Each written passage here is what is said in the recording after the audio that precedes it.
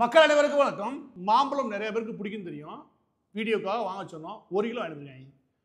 இருந்தாலும் வீடியோக்குள்ள போற இது எதுக்காக அப்படின்னா, இந்த மாம்பழம் நிறைய பேருக்கு ஏறக்குறைய எல்லா பேருக்குமே பிடிச்சமான ஒரு உணவு. அது சீசன் கிடைக்குது. விஷயம் என்ன அப்படின்னா, இதை சாப்பிடும்போது ஒரு விஷயம் புரிஞ்சுக்கோங்க. 2 நாட்களுக்கு முன்னாடி இருந்த கூட மிக முக்கியமான சிக்கல் என்ன அப்படின்னா, இதை வாங்கி சாப்பிடக்கூடிய நமக்கு பிடிச்சிருக்கிற ஒரு விஷயம்.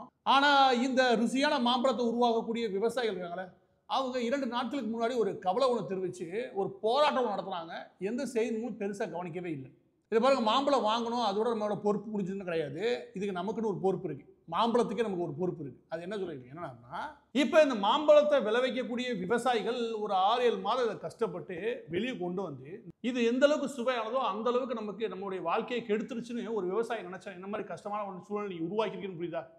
அதை தான் நீங்க கொஞ்சம் புரிஞ்சுக்கணும். அதற்காக தான் நீங்க வச்சிருக்கேன். அது என்ன அப்படின்னா, உங்களுக்கு மாம்பழம் முக்கியமா இல்லை கருணாநிதி சிலை முக்கியமா பார்த்துக்கணும். ஏன் அப்படி சொல்றேன்னா, முதலாவது இருக்கக்கூடிய பிரச்சனை என்ன புரிஞ்சுக்கோங்க.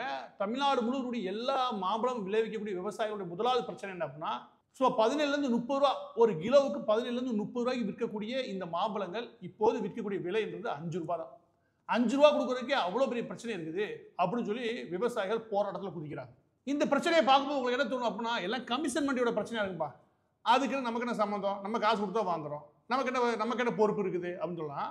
இதில் சில புள்ளி விவரங்கள் நீங்கள் கவனிக்க வேண்டியதுக்கு, அதில் மக்களாகிய நமக்கு மாம்பழத்தின் மீது பொறுப்பு என்ன தெரியும். அது என்ன அப்படின்னா, ஒவ்வொரு வருடமும் 1.46 லட்சம் ஹெக்டேர் ஏக்கரில் இந்த விவசாயம் பயிரிடப்படுது. இந்த மாம்பழ உற்பத்தி பயிரிடப்படுது தமிழ்நாட்டை பொறுத்த வரைக்கும். இது ஒவ்வொரு வருடம் மெல்ல கூட்டி வராங்க.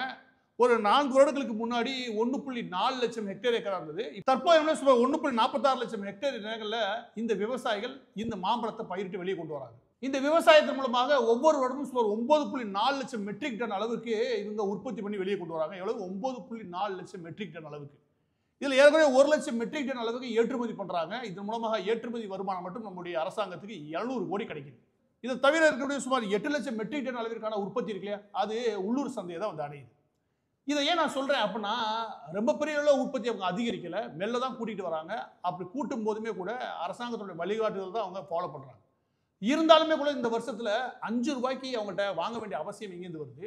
இருந்தாலும் எதனால இவ்வளோ ஒரு மோசமான சூழல் இந்த விவசாயிகளுக்கு இந்த மாம்பழத்தை பார்த்தாலே எரிச்சல் அடைகிற அளவுக்கு ஒரு நிலைமை உருவாச்சு அப்படின்னா, பிரச்சனை எங்கேருந்து புரிஞ்சுக்கோங்க. இது முழுக்க முழுக்க இந்த மாநில அரசுடைய பிரச்சனை. ஆனா மாநில முதலமைச்சர் M.K. ஸ்டாலின் என்ன சொல்றாரு அப்படின்னா, தப்பிச்சுக்கிறதுக்கு இது எல்லாமே சென்ட்ரல் கவர்மெண்ட் பிரச்சனைங்க, இங்க என்ன நடந்தா சரி தூக்கி அவங்க தலையில போட்டு எஸ்கேப் ஆக முயற்சி பண்றாங்க. நான் இப்பதான் உங்களுக்கு ஒரு விஷயம் சொல்றேன். இது மக்களுக்கு மட்டும் கிடையாது, இந்த மாம்பழம் உற்பத்தி பண்ணக்கூடிய விவசாயிகள் ஆரம்பிச்சு எல்லா தரப்பு விவசாயிகளும் சொல்றேன். இந்தியா பொறுத்த வரைக்கும் agriculture and processed food product export development அத்தாரிட்டின்னு ஒருத்தர் இருக்காங்க. அதை ஷார்ட்டா சொல்றேன்னா APEDA. நீங்க போட்டு பாருங்க. உங்களோட வீட்டில் பசங்க இருந்தாங்கன்னா போட்டு காட்ட சொல்லுவாங்க, அவங்க சொல்லுவாங்க. அந்த குறிப்பிட்ட ஏஜென்சி எது கீழே வராங்கன்னா, டிபார்ட்மெண்ட் ஆஃப் காமர்ஸ் கீழே வராங்க. இவங்களோட வேலை என்ன அப்படின்னா, நீங்க மாம்பழம் உற்பத்தி பண்ணுங்க, அந்த மாம்பழம் குவாலிட்டியாக கொண்டு வரதுக்கான உதவிகள் செய்யறது, அதை ஏற்றுமதி சந்தைக்கு ஏற்றாப்புல உருவாக்குறது, உற்பத்தி அதிகரிக்கிறது, இதுதான். எனவே அவங்களுடைய வேலையை சென்ட்ரல் கவர்மெண்ட் ஒழுங்கா பண்றாங்க. இதை தவிர சில வேலைகள் பார்க்குறாங்க. அடுத்து சொல்றேன்.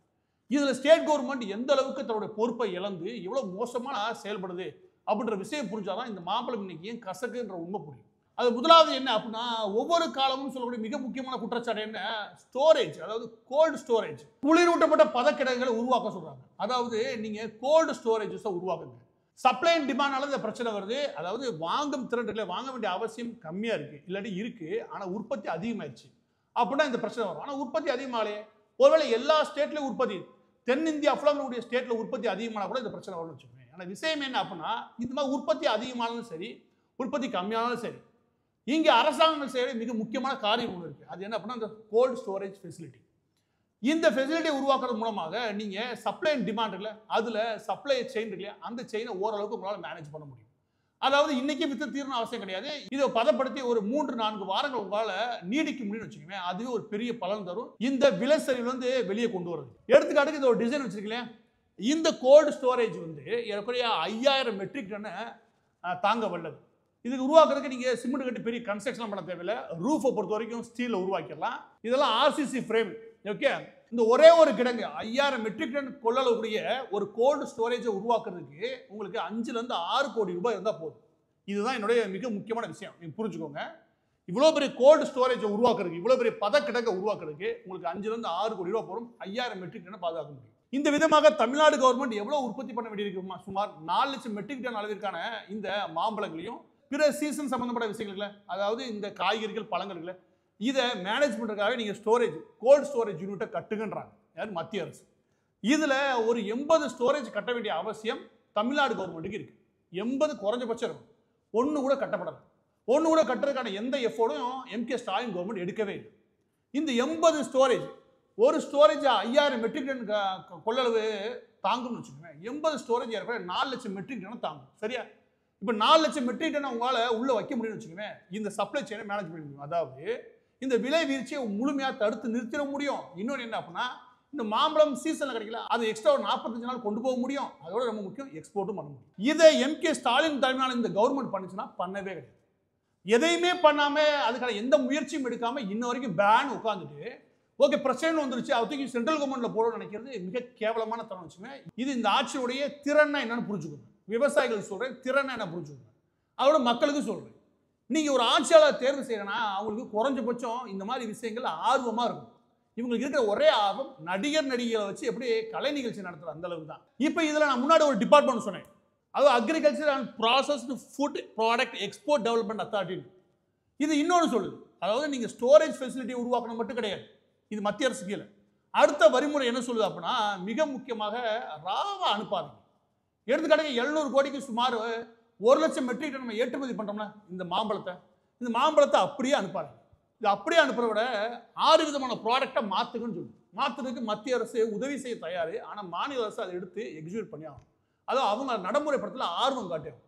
அதில் அவங்க தீவிரமாக சொல்ற விஷயங்கள் புரிஞ்சுக்கோங்க. திரும்ப சொல்றேன், மாம்பழ வியாபாரிகள் ஆரம்பிச்சு மக்கள் வரைக்கும் புரிஞ்சுக்கணும், இது யாருக்கும் சம்மந்தம் இல்லாத விஷயம் அப்படின்னு நினைச்சீங்கன்னா அதை விட ஒரு கொடுமை எதுவுமே கிடையாது நாட்டில். அது என்ன அப்படின்னா, முதலாவது என்ன சொல்றாங்கன்னா, முதல்ல அந்த மாம்பழங்கள் இருக்குல்ல அதை அப்படியே அனுப்புறத விட அதை சூஸாக மாற்றி அது எப்படி வெவ்வேறு விதமாக கொண்டு போகிற முயற்சி பண்ணுங்க. இது முதலாவது ப்ராடக்ட். ரெண்டாவது என்ன, சர்வதேச அளவில் இந்த மாம்பழங்களுக்கு மிக முக்கியமான கிராக்கி என்ன அப்படின்னா, இதை ட்ரை ஃப்ரூட்டாக மாற்ற முடியும். ட்ரைடு மேங்கோவை மாற்றிட்டீங்க, அதாவது உலர வைக்கப்பட்ட ஒரு மாம்பழம் இருக்குல்ல, அந்த மாதிரி உலர வைக்கப்பட்ட மாம்பழங்களை விலை இருக்குல்ல, இதுலேருந்து 6லேருந்து 7 மடங்கு கூடும். 6லேருந்து 7 மடங்கு இதனுடைய விலை கூடும். அப்படி கூடும்போது விவசாயிகளுக்கு 3 மடங்கு 4 மடங்கு லாபம் கிடைக்கிற வாய்ப்பு உண்டு. எனவே ஒரு ட்ரைடு மேங்கோ ஃபேக்டரியை உருவாக்குறதுக்காக கன்ஸ்ட்ரக்ஷன் அதுக்காக கட்டமைப்பில் உருவாக்குறதுல அதுக்கு முயற்சி பண்ணுங்க. இது ரெண்டாவது மிக முக்கியமான விஷயம். மூணாவது என்ன அப்படின்னா, சதன் ஏசியா முழுவதும் மிக பிரபலமானது பிக்கிள்ஸ், அதாவது ஏறக்குறைய ஊறுகாய்னு வச்சுக்கோங்க. அது மாதிரியான விஷயங்கள் இது உற்பத்தி பண்ணுங்க. ஏன்னா இது எல்லாமே உங்களுக்கான பிராண்ட், ஏறக்குறைய ட்ரேட்மார்க். இது நீங்க மட்டும் தான் அதிகமாக உற்பத்தி பண்றீங்க. எனவே இதை உற்பத்தி பண்றதுக்கு முயற்சி பண்ணுங்க, இதை ஏற்றுமதி பண்றதுக்கு ஆர்வம் காட்டுங்க. நான்காவது என்ன சொல்றாங்க அப்படின்னா, இதுலயே மேங்கோல ஜாம் உருவாக்குங்க. அதோடைய தேவை மேற்கத்திய நாடுகளில் பெரிய லெவலில் இருக்கு.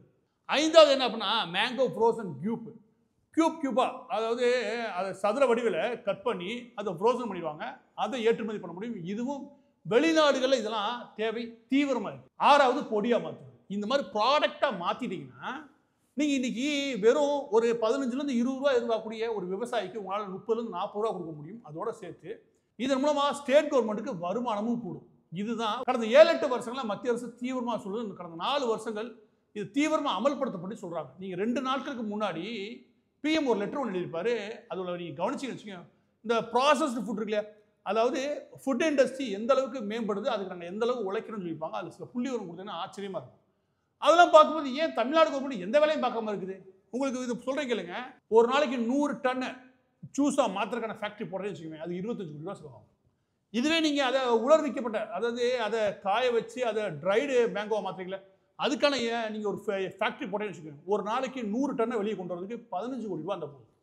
அதே மாதிரி தான் பிக்கல்ஸ் 100 டன்னை வெளியே கொண்டு வரதுக்கு சும்மா 10 கோடி ரூபாயும், ஜாமா மாத்திரக்கு சும்மா 30 கோடி ரூபாய்க்கு 100 டன், எல்லாமே 100 டன்ல சொல்கிறேன், 100 டன் பர் டே, ஒரு நாளைக்கு 100 டன்னை நீங்கள் ப்ராசஸ் பண்ணுறதுக்கு, ஜாமா ப்ராசஸ் பண்ணுறதுக்கு 30 கோடியும், கியூபா ஃப்ரோசன் கியூபா மாத்திரக்கு 20 கோடி ரூபாய்க்கும், அதுக்கப்புறம் நீங்கள் பொடியா மாத்திரக்கு 25 கோடி ரூபாய்க்கு நீங்கள் ஒரு ஃபேக்ட்ரி போட்டால் ஒவ்வொரு நாளும் 100 டன்னு இப்படி மாற்றி அமைக்கும்.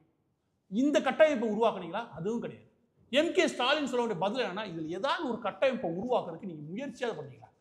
எந்த முயற்சியும் பண்ணாமல் ஒரு கவர்மெண்ட் உட்காந்துட்டு பேன் உட்காந்துட்டு 26 நீங்கள் யோசிச்சது என்ன?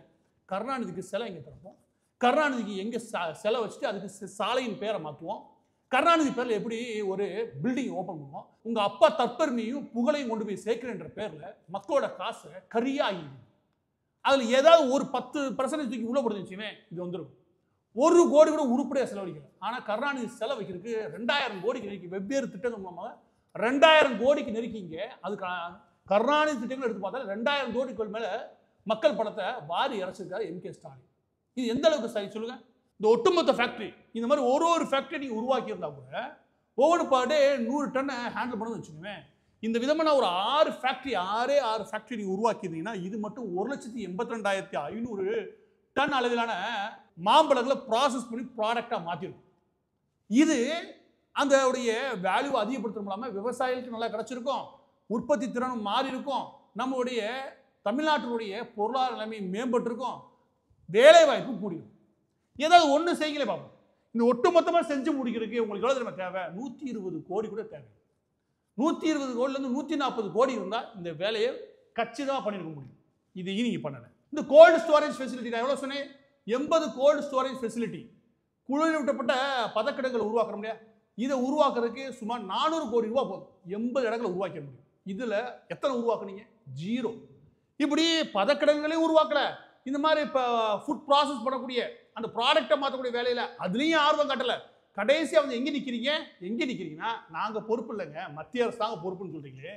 இந்த கவர்மெண்ட்டுக்கு வெக்கமே கிடையாது. நான் கேட்குறேன், இதை யார் புரியணும் அப்படின்றது தான் இறுதியாக நான் சொல்ல வேண்டிய விஷயம்னா, இந்த மாம்பழம் உங்களுக்கு சாப்பிடும்போது இனிக்கலாம், பிடிக்கலாம். இந்த மாம்பழத்தை விவசாயம் பண்ணி வெளியே கொண்டு வந்த ஒவ்வொரு விவசாயிக்குமே இந்த மாம்பழத்தை போகும்போது அவ்வளோ பெரிய எரிச்சல் வரும்.